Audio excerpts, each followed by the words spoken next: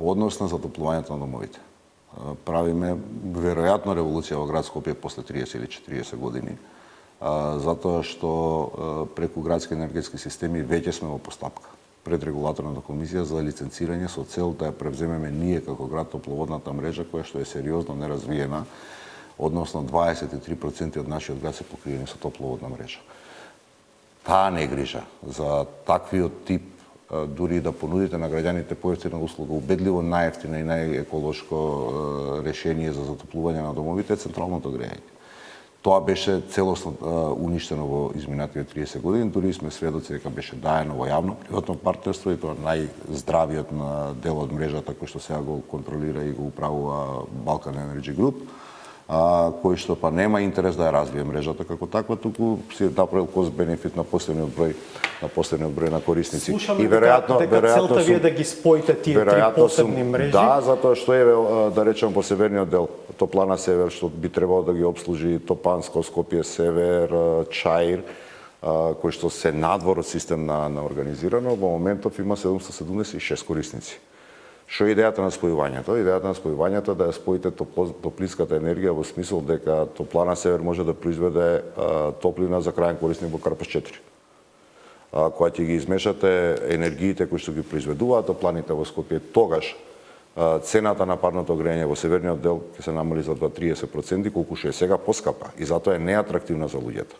Значи ние со еден цевковод од околу 2 км дали ќе пенетрираме кон јужниот дел на градот на цевководот или кон Елем енергетика од оваа страна, ќе овозможиме на луѓето, ќе се сложиме не се малце, зборуваме за преку 100.000 жители во овој дел на градот, можеби и повеќе, најмалку 40 до 50.000 домови да дојдат до многу поевтини енергетски, многу поеколошки. Прецизни ли ви се овие калкулации? Оти сега ве слушаат луѓето и велат, замислете, ќе плаќаме 30% од тоа што сега плаќаат. Утре ќе ве држат за збор. 30% поевтино за луѓето кои што гравитираат кон она што сега го нарекуваме Топлана Север. Добро. Значи, прецизно кажувам, Топанско, Чаир, Скопје Север, делови од Бутел 2 ќе може да влезат во целиот тој систем и имам во предвид дека и зградиве кои што се изградени во меѓувреме во Чаир и во тој дел од градот се со инсталација внатре за парно грејање, меѓутоа не се приклучени на системот токму заради тоа што Топлана Север како енергетски остров во овој дел од градот произведува скапа енергија и услугата што ја дава е скапа. Значи, замислете, ако до сега, рандом ќе ги кажам паушално оцените, ако до сега во северниот дел од градот сте треба да плаќате 5.000 денари за затоплување на станот 60 на квадрати, од кога ќе ги споиме, се ствара можноста граѓаните да плаќаат 3.500 денари. Што не мислам дека и плюс ќе ја добијат комоцијата на централното грејање и овие 40 на 50.000 домови кои што се во овој дел на градот, кои што сега не знаеме како се затоплуваат, ќе ги внесеме во организиран и ефтин систем. Сега, што е проекцијата кога тоа може да се случи? Тоа е, Васко, фундаментално решање на проблемот со загадувањето. Тоа е потребно време.